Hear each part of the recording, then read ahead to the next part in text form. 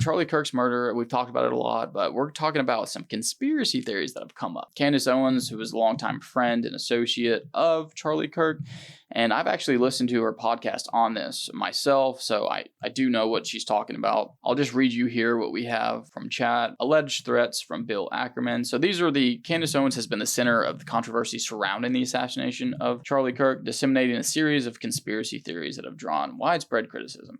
And it's sad if these are truly, because I haven't seen anything to actually give credit to these conspiracy theories. So at this point, I would say they are just that, just theories, not conspiracies or conspiracy theories, because there's just not enough evidence. You're just pointing to certain things. I'll just read these and I'll give you the biggest supporting evidence so far is the autopsy and the fact that a 30-06 bullet didn't go all the way through, which it should have. All experts say that it should have. So that's the only piece of evidence that I've seen personally or heard of personally that might give some sort of, that's strange. But there's still, you need more than, that's strange to say a conspiracy theory is a conspiracy, not just a conspiracy theory. Owens asserted that billionaire hedge fund manager Bill Ackman, a vocal supporter of Israel, conducted a private intervention for Kirk in the Hamptons when he allegedly made threats after Kirk questioned Israel's handling of the Gaza conflict. She further claimed that Kirk was offered a substantial sum of money, which he declined,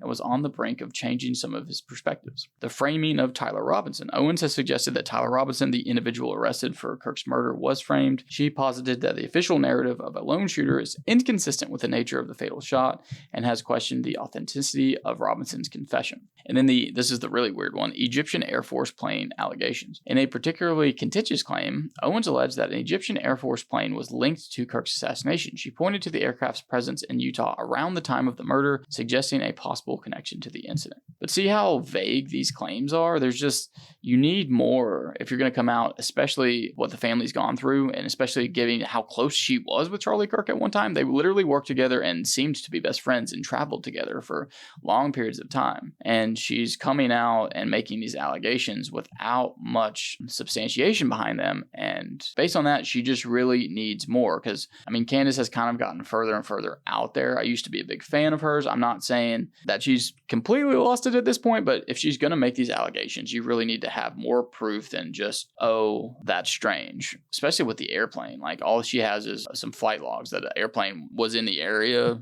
and nothing more than that, and a weird LLC that owned it. It's just, she needs more evidence than that. That's my take on it. I've listened to her podcast. It definitely raises some eyebrows, but nothing definitive enough to be like, oh, what the news is saying is probably a lie. Although we all know how much we can't trust the media these days. So that's why I'm listening to her still, to see if she comes up with the evidence, if she comes up with something that makes me say, okay, there might be this massive conspiracy that led to his death. But at this point, I'm not convinced. If you're going to make these allegations, you probably need to show more evidence. Otherwise, it's more of an attention grab, in my opinion.